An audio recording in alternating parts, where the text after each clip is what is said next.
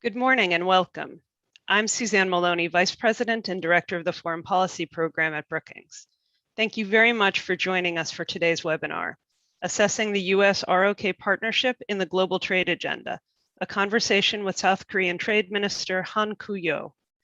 The United States and South Korea have a robust economic relationship that reinforces our bilateral ties. South Korea is the United States' sixth largest trade partner, and the Chorus FTA is America's second largest free trade agreement after the USMCA. This economic engagement is the foundation for bilateral cooperation on a range of regional and international trade and economic issues, from supply chain resilience in the post-pandemic world and standard setting on digital trade and emerging technologies, to bolstering the trade architecture of the Asia-Pacific region and collaboration on addressing the challenges of climate change. There are many areas where US-Korea cooperation can play a key role in shaping the global trade agenda. So it is with great pleasure that we welcome Minister for Trade Han Koo-yo to speak about these issues today. Minister Yo was appointed as Minister of Trade on August 9, 2021. Prior to this appointment, the minister served in the Office of the President as Secretary to the President for New Southern and Northern Policy, and was the Deputy Minister for Trade Negotiations from 2019 to 2020. He also served as Minister Counselor at the Embassy of the Republic of Korea here in Washington from 2017 to 2019. Following Minister Yo's remarks, he will engage in a discussion with Andrew Yo, the newly appointed SK Korea Foundation Chair in Korea Studies at Brookings. We will be taking questions from viewers, which can be submitted via email to events@brookings.edu or via Twitter at #KoreaTrade. Minister Yo, it's really an honor to host you this morning for what will be an important and timely discussion on the state of US-Korean relations and the global trade agenda. We look forward to hearing your remarks. The floor is now yours. Good morning, everyone. Thank you, Dr. Maloney and Dr. Solis for the introductions and hosting my appearance with Brookings. I want to congratulate Brookings for hiring my long-distance cousin, Andrew, to chair the Korea Studies program. Actually, we have never met, and while my comments about being related are not substantiated, chances seem high, given there are only 52,000 years in Korea, and 2 years rarely meet in work setting. And the odds we share a panel all the way in Washington is astronomical. Maybe today is the day to buy a lottery ticket. It's been a while, a little more than a month since I took office, and I'm very pleased to visit Washington, D.C. For my first official trip as Trade Minister. I spent a total of about 6 years here, first as a Senior Investment Officer at the International Finance Corporation, and more recently as Minister Counselor at the Korean Embassy. So Washington feels like my second home, and it's always good to be back in town. With a rich tradition and matching prestige, the Brookings Institution has continued to provide influential, thought-provoking, and actionable policy analysis recommendations, the strength of which comes from deep yet timely research across a wide range of areas. As climate and AI tabs at the top of your homepage show, Brookings has constantly renewed its relevance by expanding its horizon and providing a compass that helps us navigate through fast-paced changes around the world, which is where my story begins this morning. My career in public service began in 1993 during the early formulative years of the multilateral trading system, which became known as WTO in 1995. Global trade rules established by the WTO agreement have provided a solid foundation for growth and development of global economy through free trade and investment across borders, with Korea as one of the biggest beneficiaries. After some time, the tide turned away from the multilateral trading system in favor of bilateral and regional trade deals known as FTAs and mega FTA. Now that I look back on it, the last few years of the FTA era was spent negotiating deals with Central American countries, United Kingdom, and Israel, and finishing up the RCEP negotiations as chief negotiator. After taking office as Korea's trade minister, the first thing that came to my attention was the rapidly changing nature of the global trading environment.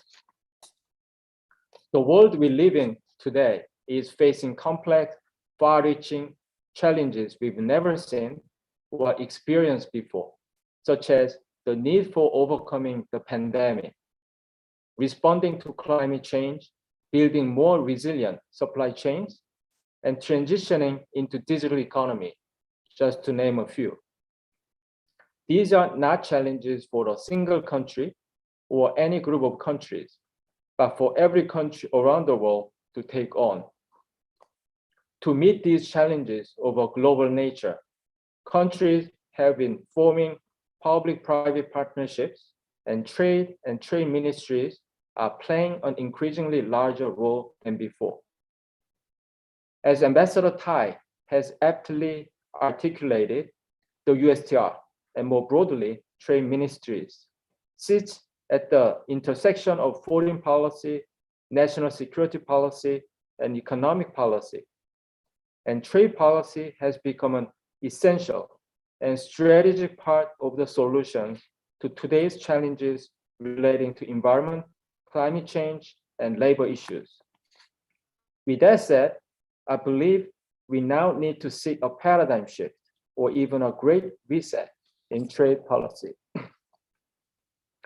Against this, excuse me, against this backdrop, a close international cooperation is more necessary than ever to tackle global challenges together.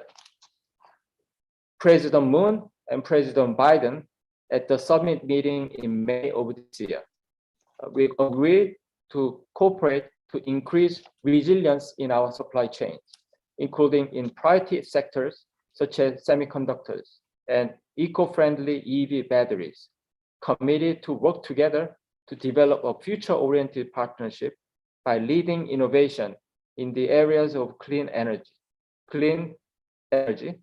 and in the emerging technologies.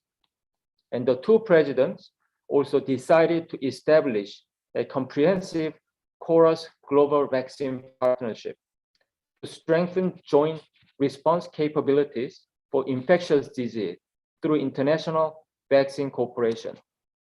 Of course, our two governments have been working closely together to implement and further develop the outcomes from the summit meeting.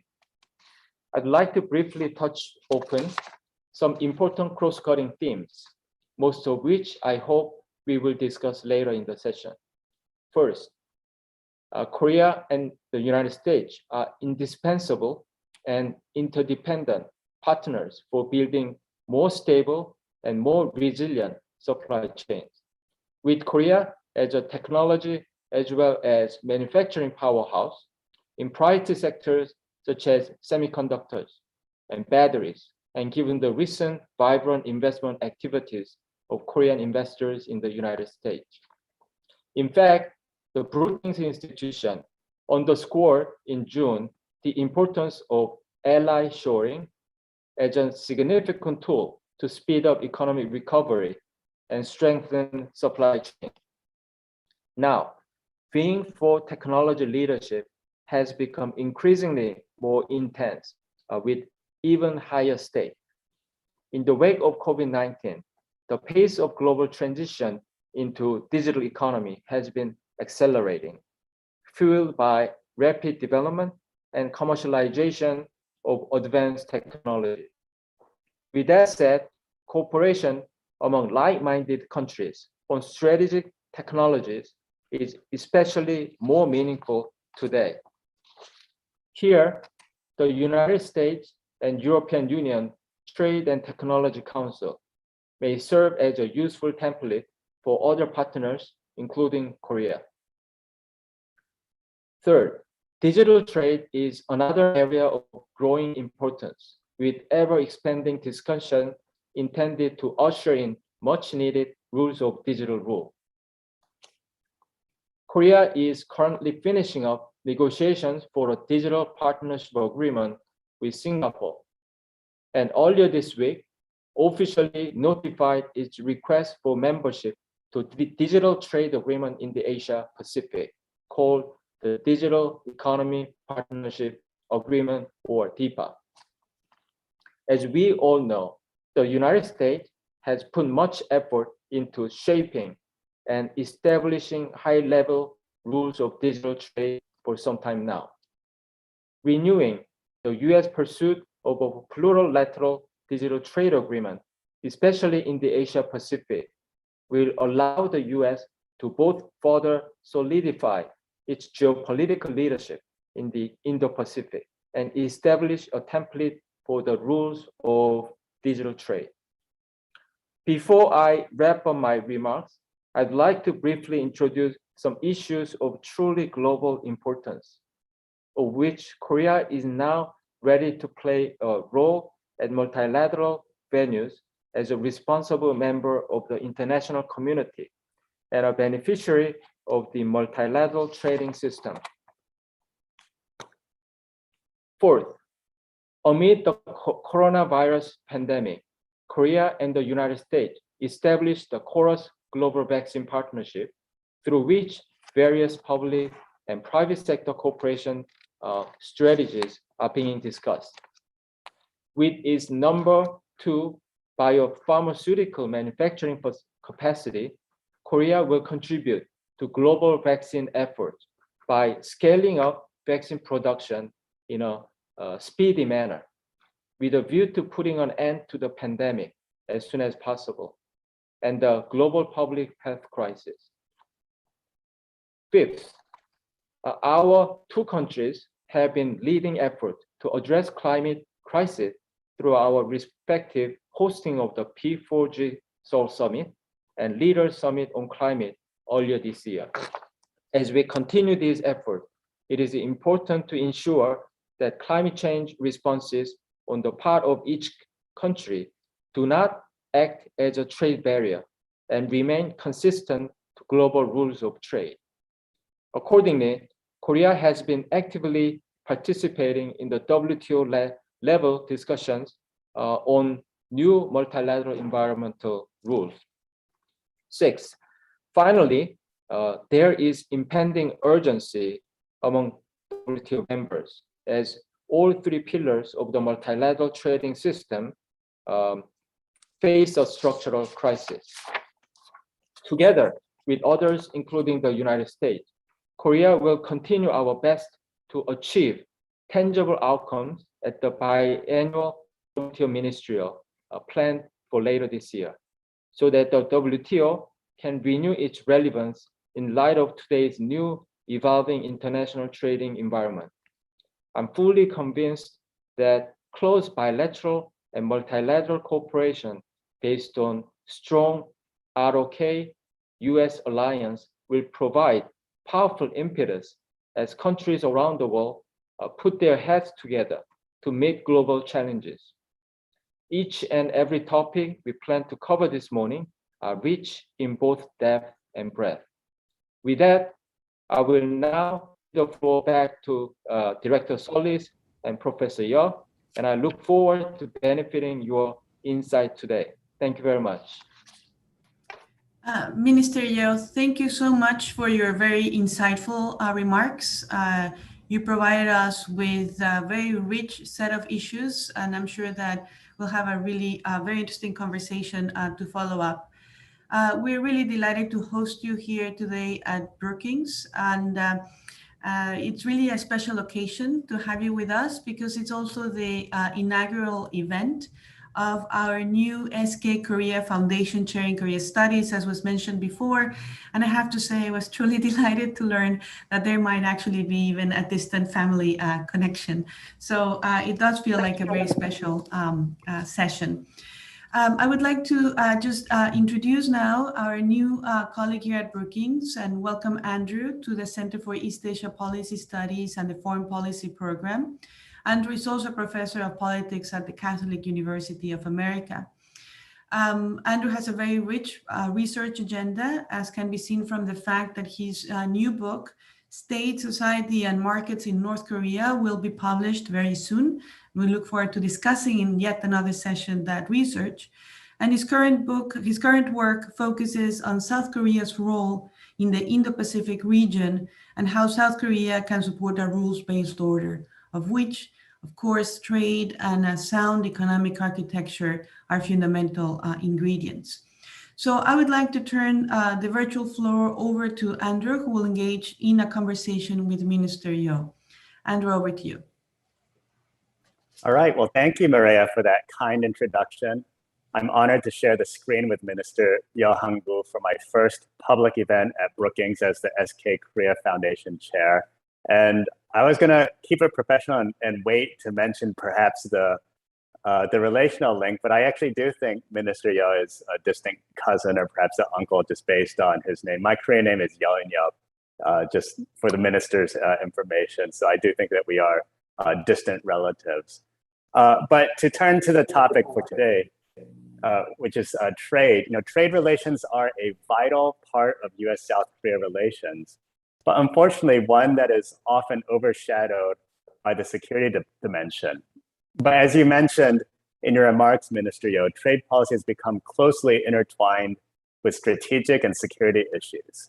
So Minister Yo, we're delighted that you can join us this morning to shed some more light on trade and economic issues that have a bearing on the United States and South Korea. So we have about 25 minutes before we move on to Q&A. So let me just jump right into my first question by starting with the chorus agreement. In some ways, with security, the Mutual Defense Treaty, the security is what the chorus is to US-Korea trade relations. And as some of our audience members will know, the revised chorus went into effect in early 2019 to address concerns raised by the previous government regarding Korean steel imports, US automobile exports, and pricing on Korean pharmaceuticals. How would you characterize chorus today and overall trade relations between the US and South Korea following the revised agreement? Thank you, Andrew, for that question. Yes, as you mentioned, chorus FTA is a bedrock of Korea-US economic and trade relations for the last 10 years. In fact, early next year, in March, we will mark the 10th anniversary of chorus FTA. And then in 2017, we got into this amendment process of chorus FTA. Actually, I was at the Korean embassy around that time as Minister Counselor and deeply involved in negotiating this amended chorus FTA. I think what I can say is that thanks to this chorus FTA, two countries' trade and investment have really flourished for the last 10 years. If I just look at simple data between before and after this chorus FTA, this trade volume between Korea and United States has increased about 32%, while during the same time, the world trade has contracted minus 4%, by minus 4%. And if we just look at before the pandemic and after the pandemic, the world trade contracted, not surprisingly, by 11%, minus 11%, whereas our bilateral trade remained almost the same level. So I think it's one of the examples that the chorus FTA help weather these up and downs in the global trade and economic environment. And also, it's no doubt that the chorus FTA has been very, useful to both countries in expanding the trade in key areas of interest. For example, let me take some example, from U.S. perspective, I think some of the key the product for export to Korea from the United States, beef, and also automobile. If you look at the market share of American beef in Korea market before the Chorus FTA in 2011, the market share about 40%, and number 2 after Australian beef. But now the US beef market share is 60%, number 1, overtaking that of Australia. And when it comes to the American automobiles, the market share before Chorus FTA in 2011 was around 8%. Now it went up to like 15.2%. So now I see more and more American cars driving in the the avenues of Korea or Seoul. So I think this is just one of example that how this Chorus FTA framework really help bolstering and expanding the trade between two countries. And right now, the Korea is the United States' 6th largest trading partner, and then United States is Korea's 2nd largest trading partner. So I'll stop here.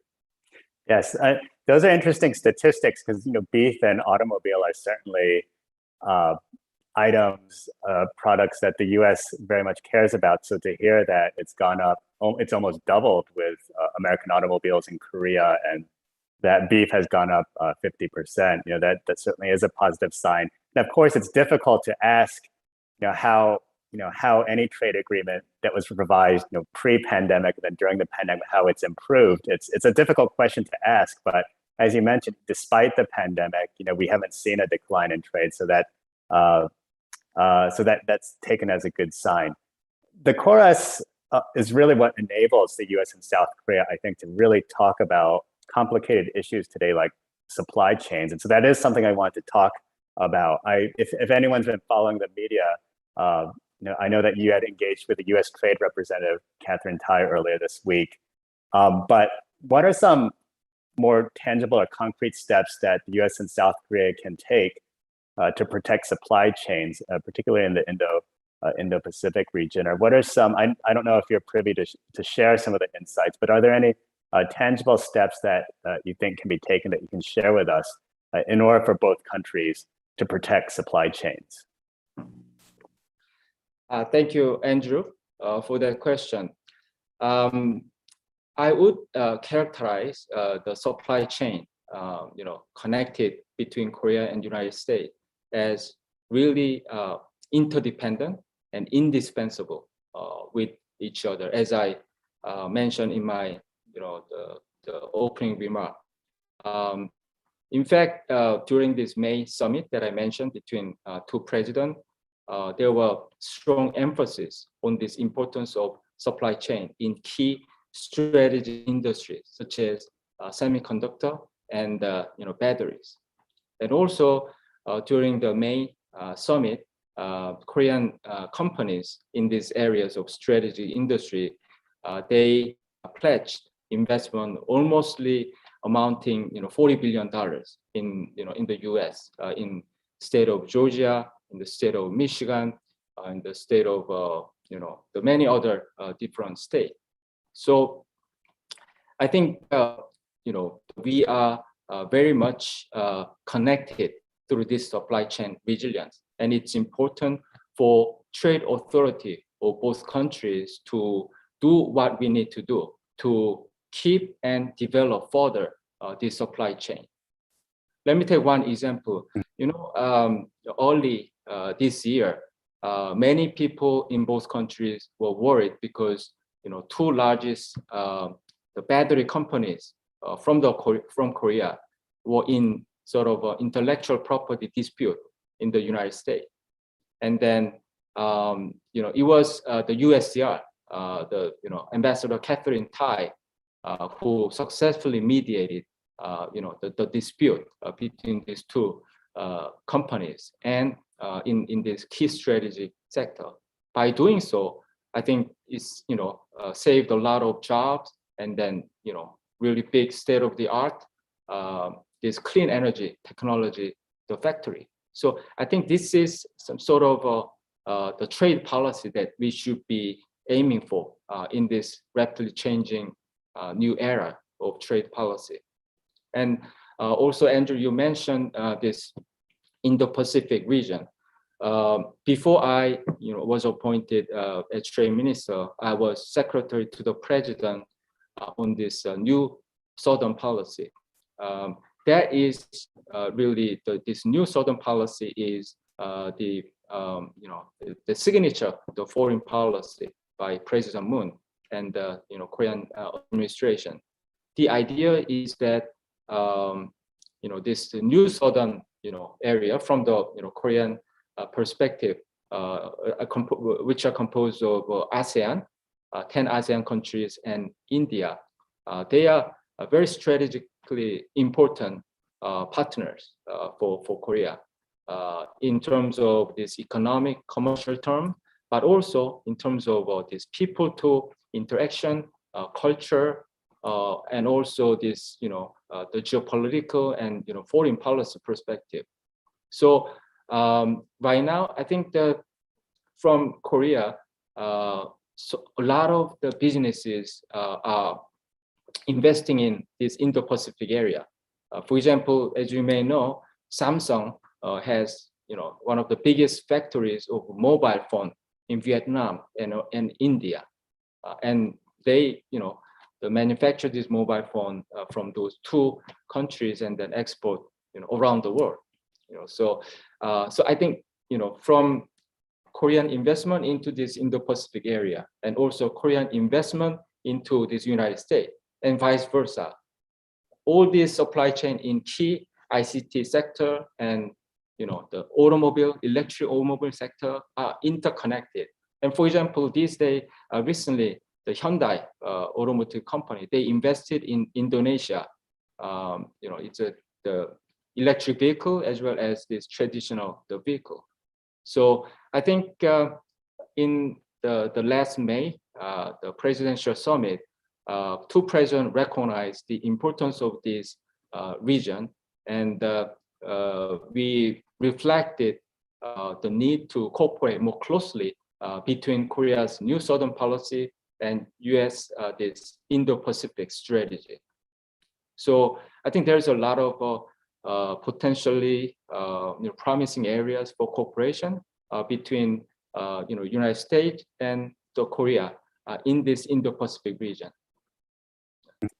I definitely want to get to the New Southern policy. I mean, that's some of the, I've done some work on New Southern policy myself for my research. But before I turn to New Southern policy, I wanted to ask about just US and South Korean investments in the Indo-Pacific, particularly in Southeast Asia. There's questions about this race for standards for critical and foundational technologies in the Indo-Pacific. And you pointed out an example where there could be great cooperation between the US and South Korea as they both invest in Southeast Asia as Korea invests in the United States.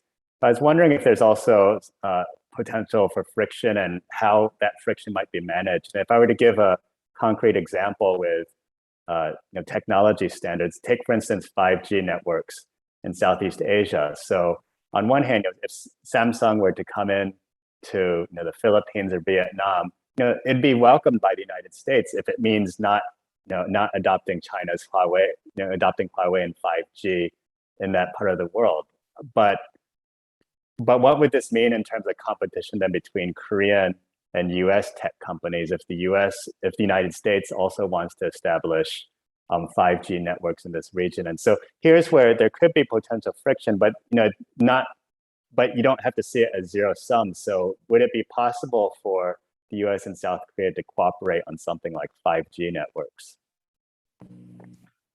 Thank you, Andrew. I think in real business term, there will be always both aspects of zero sum and as well as positive sum. But I would see this Korea-US this business relation in the Indo-Pacific, especially in this technological standard. I see it as more of this positive win-win, the relation rather than this, competition or zero sum. Because as I said, the US-Korea, the supply chain are interdependent and indispensable. For example, the semiconductor or the 5G or 6G. I think the relation, the nature of the bilateral relation is complementary to each other. So, for example, for Samsung to manufacture this memory chip, they need to import this state-of-the-art the manufacturing equipment from the United States. And I think 5G or 6G as well, this fundamental key technology are owned by US companies. And I think in general, Korean companies are good at commercializing and operationalizing those technology into more commercial the usage. So I think there is a complementary by its nature. So in Indo-Pacific, by the way, I completely agree that the technological standard are strategically very, very important. How we set up this new technological standard, especially in emerging new technology, will really set the scene for decades to come, in competition in this critically important technology. So in the Indo-Pacific area, I think there's more room for collaboration between Korean and American companies. Yeah. Okay, thank you for those comments. And this is where I believe the New Southern Policy, or the NSP, comes into play. And it's interesting that this has been the signature policy, one of the Moon government's signature policies, but it's only more recently that I'm finding policy experts in Washington giving this much more attention. I think in the last 3 weeks, I've been invited to 2 upcoming events about the New Southern Policy here in DC.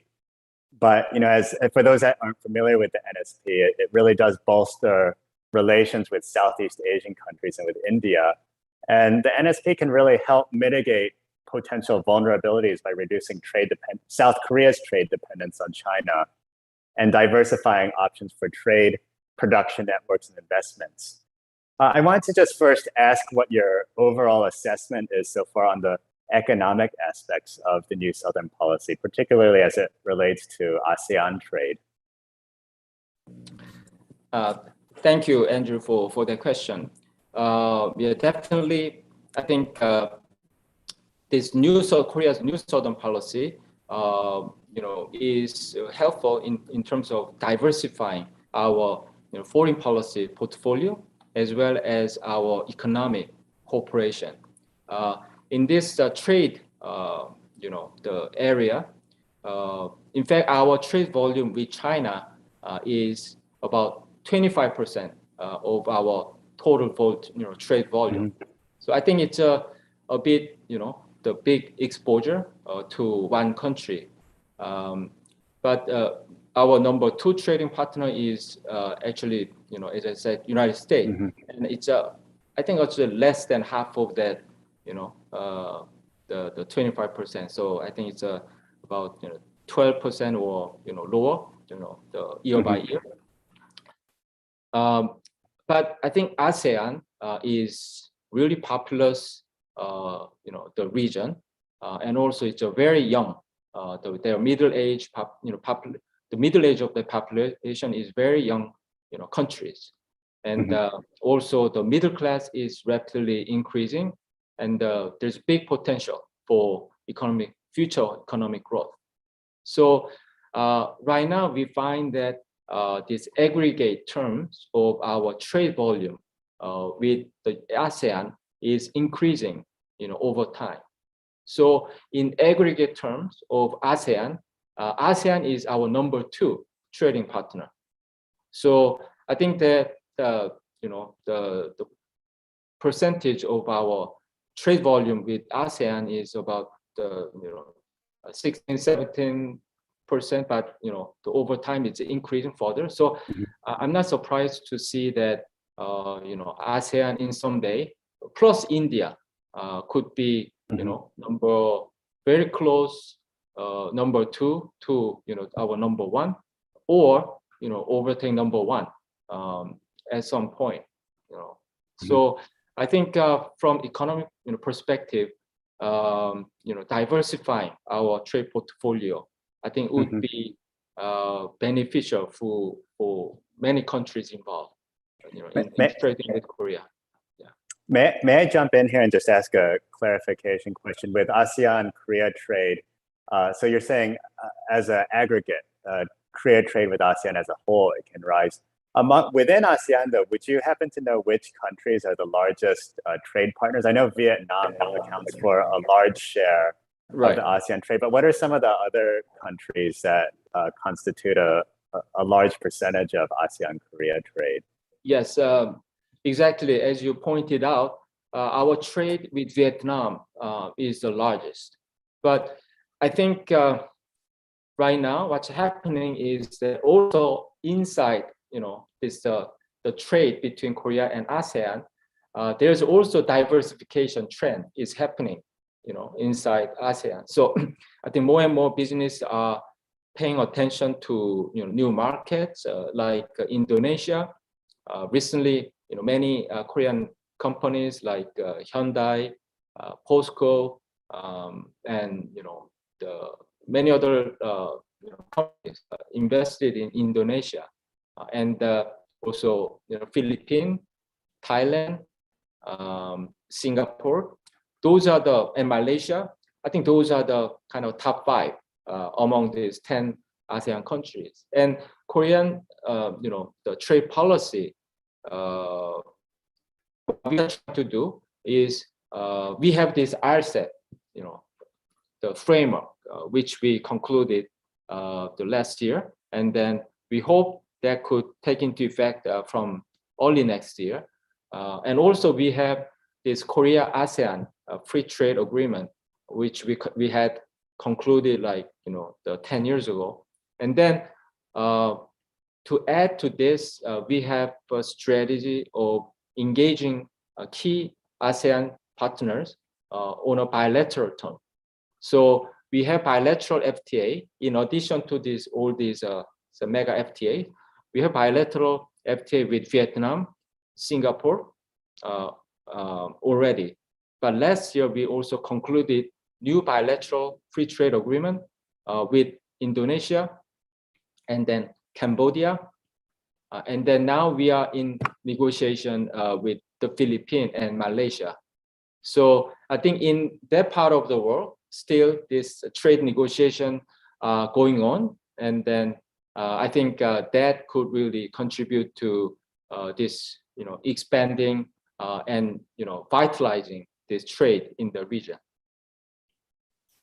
Okay, thanks. And you mentioned RCEP, and I want to save that for last, the regional trade agreement questions. But if I may make one comment about the NSP and ASEAN-Korea trade. So I was on a panel this summer just talking about the impact or the efficacy of the NSP. And on record, I think this is a positive. I think this is a positive step that South Korea is taking and turning towards Southeast Asia and India. But I think in the long term, to really understand its impact or efficacy, we would want to see how ASEAN-South Korea trade grows. And if the justification or if the argument is that this can help wean South Korea from dependency on China, then we should see ASEAN-South Korea trade replacing some of the share of South Korea-China trade in the foreseeable future. I think it's too early to tell whether there has been a replacement or an increase, if an increase in ASEAN-South Korea trade is correlated with a decrease in South Korea-China trade. And someone had told me that hasn't taken place yet. So I think it's still too early and we had the pandemic, but I think to really see the impact, or one of the indicators of the NSP to see how effective it is to see if it actually does replace some of the trade that's taking place between South Korea and China. So I just wanted to throw that out there. I mean, if you have any comments on that, feel free to jump in. Otherwise, I can spend the last few minutes of our time just talking about regional trade agreements. So, Minister. Yeah, yes, I'll Minister make just, yeah, I'll just make short comment. I think it's this kind of diversification happening in the market is I think it's a natural, logical one, because the many Korean companies, especially middle and small and medium companies, had invested in China from a decade or decades ago. One of the main reasons was because of this cost advantage that China had, and in fact, for the last 10 years, I think about 3,000 small and medium enterprises from Korea moved to China. But as we all know, this China is no longer a cheap this production base. So I think there's a very natural business logic behind this movement that many small and medium enterprises trying to find alternative location, production base.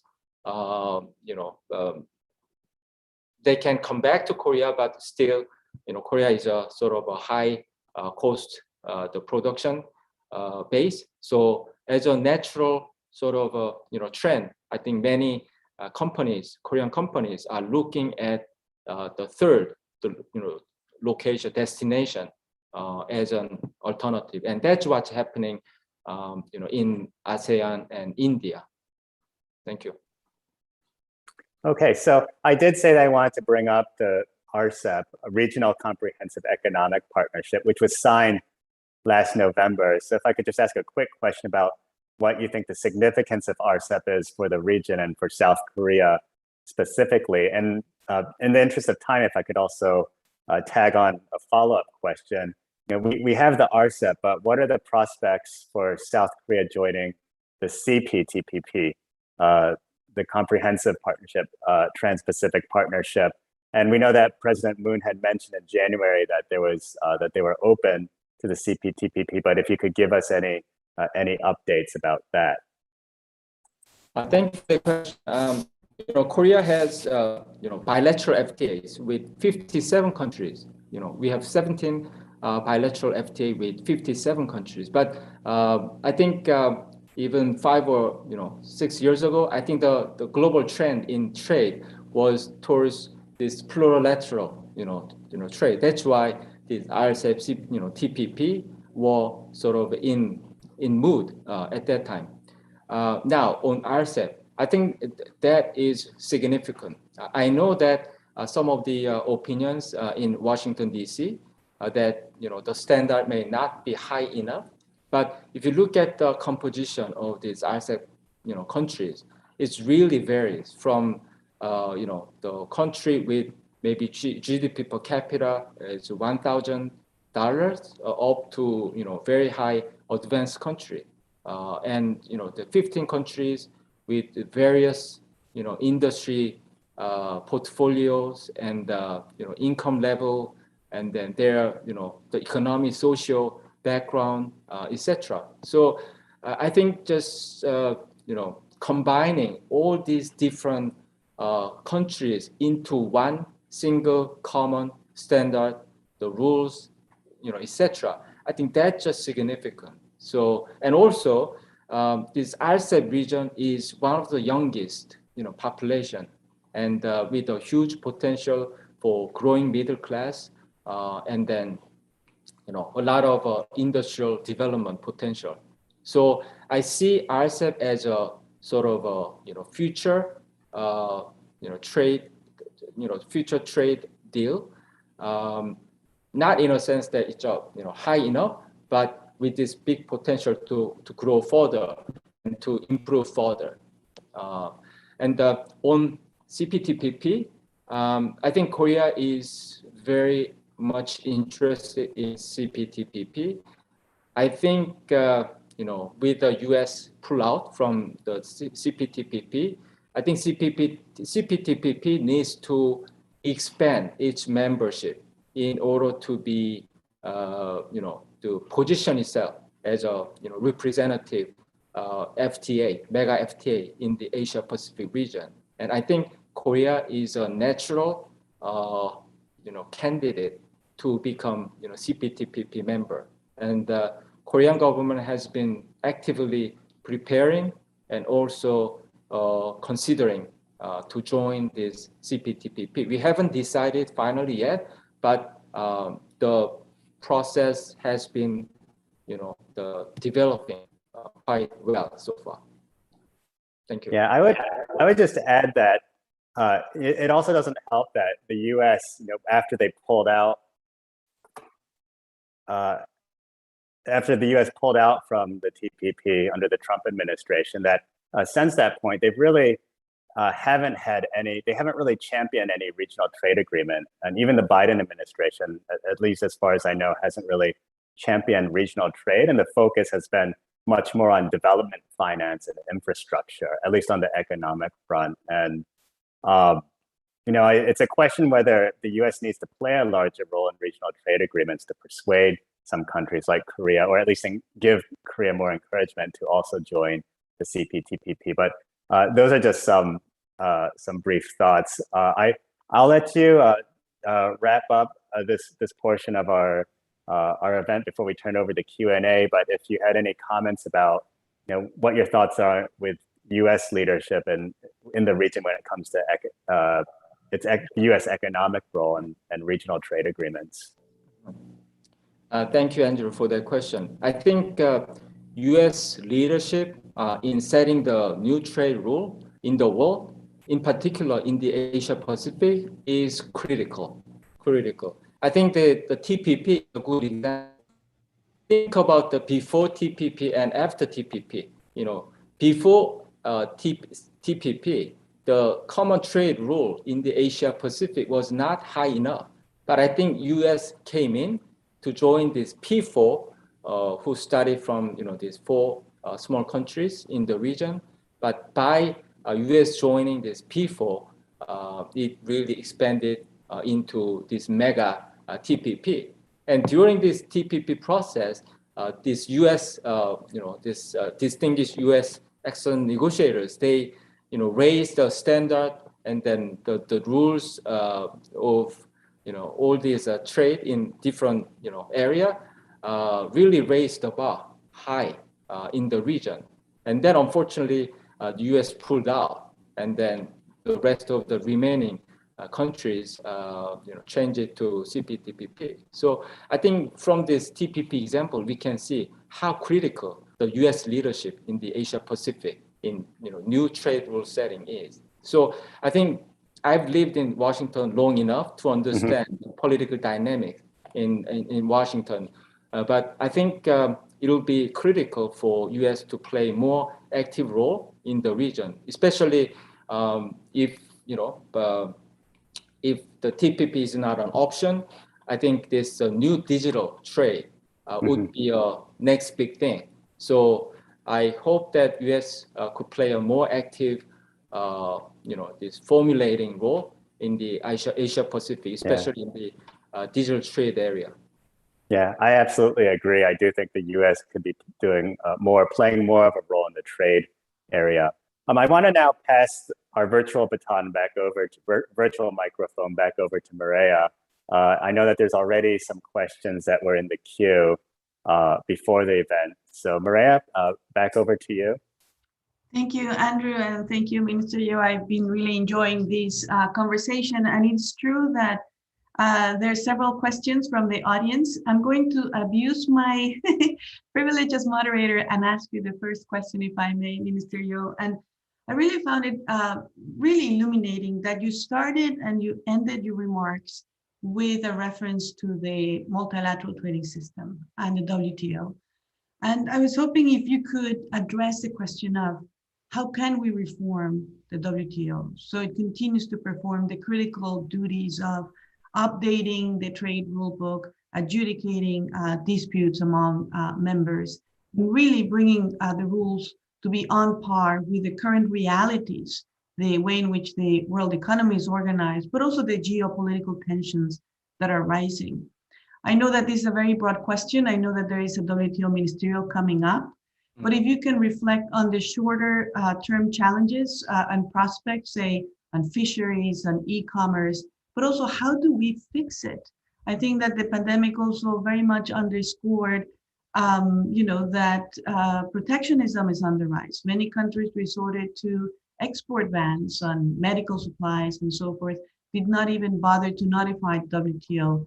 We know that if there's a dispute these days, the appellate body is not working. So from your point of view, from South Korea's point of view, a country that's trade dependent, that has benefited enormously, like the United States, from an open multilateral trading system, what do we do about this critical challenge? Thank you, Dr. Solis, for the excellent and important question. Exactly, as you mentioned, Korea is a big beneficiary of this multilateral open trading system. If just briefly, if you look at the, at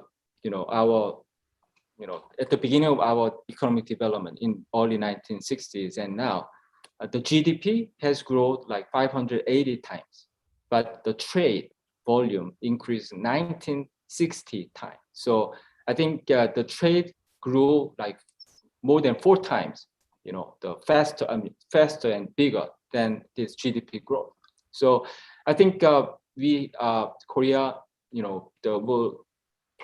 will play more active role in restoring this multilateral system and contributing to this WTO reform process. Now, we have just, about 2-3 months left until, this MC12. And I think WTO and multilateral system are at a crossroads. So we need to have some concrete outcome in MC12. So I think we have to be very pragmatic in setting our goal, what we can deliver at MC12. So we cannot be over ambitious. It's also during the pandemic. So we have to set the reasonable right level of expectation and goal. So in that sense, as you mentioned, I think this concluding this fishery subsidy negotiation is key. And I think we are getting there.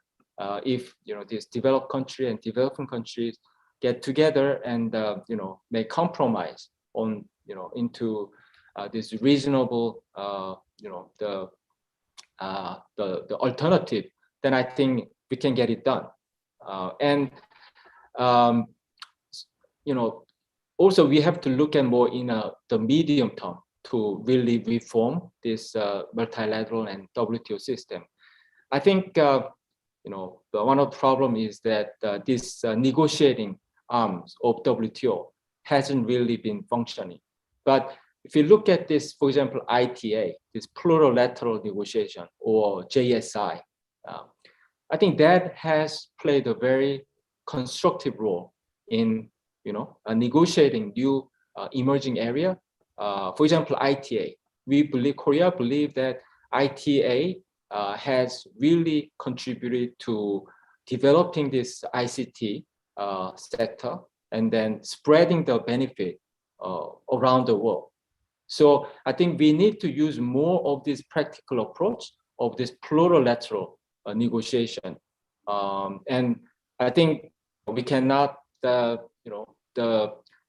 big achievement in this the JSI or this plurilateral negotiation by MC12. But I think if we look ahead up to MC13, I think we can find meaningful initiative to start in a practical manner.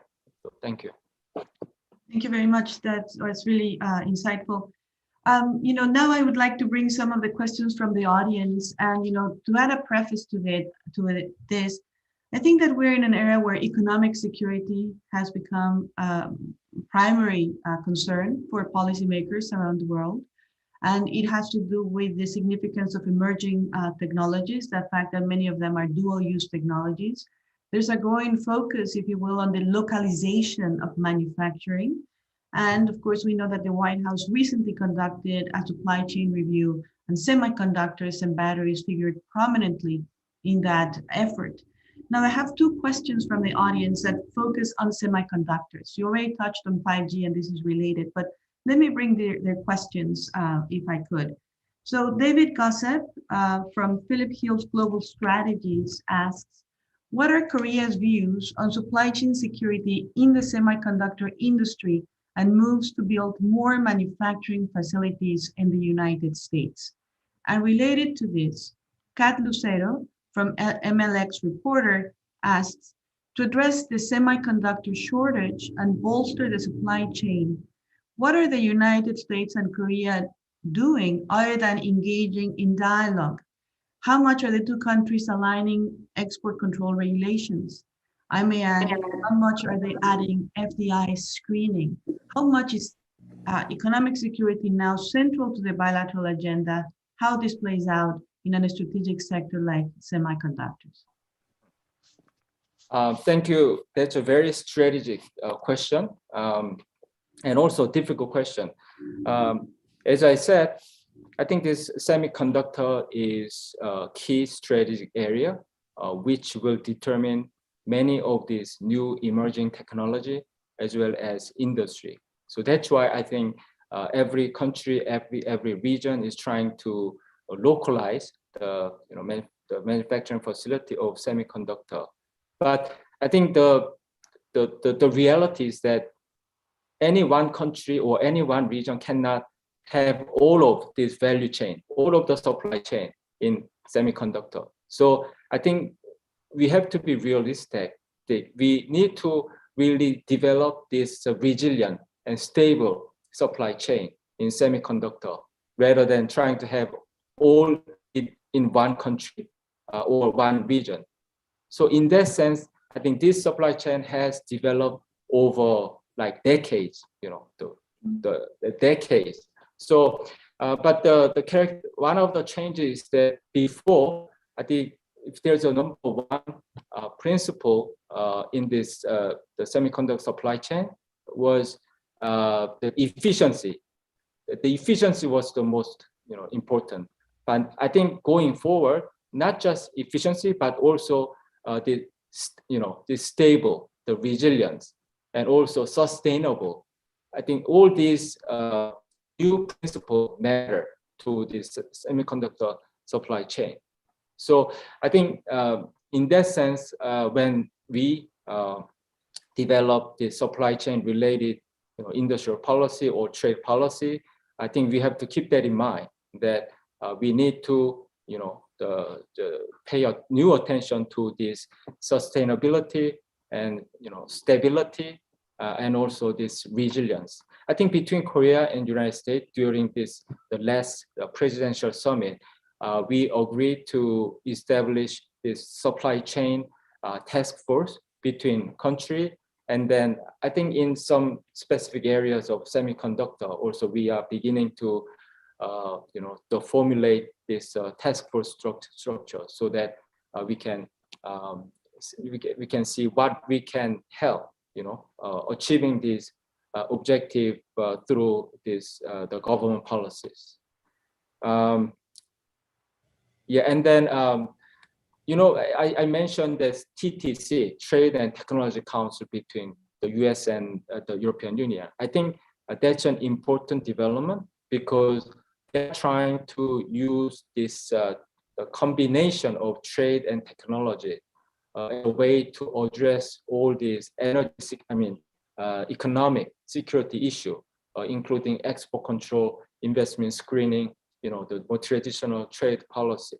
So I think in the world there's a tendency that the like-minded country or this the like-minded country which share values together tend to synchronize all these tools for energy security.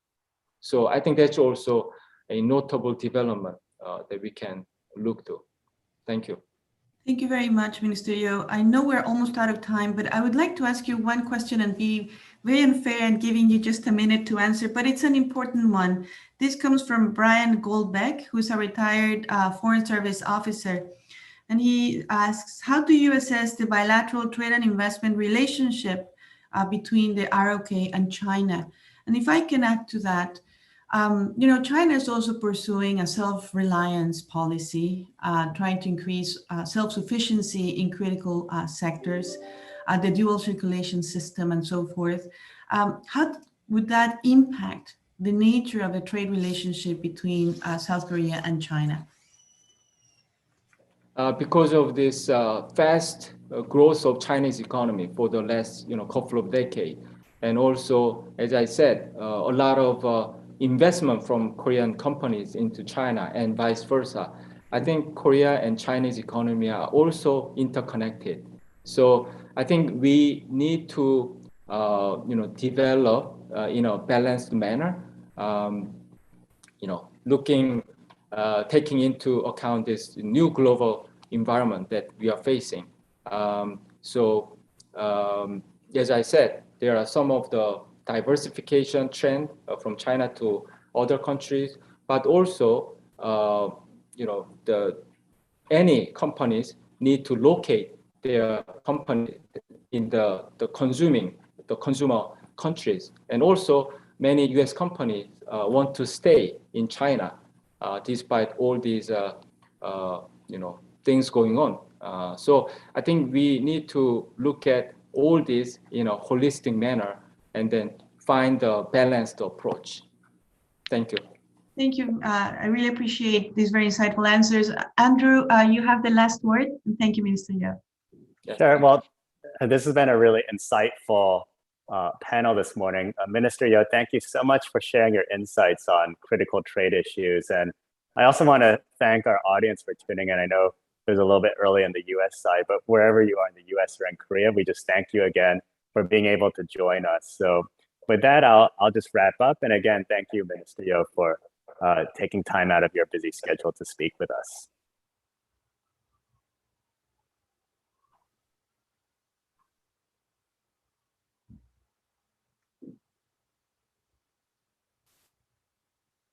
Thank you very much. Thank you.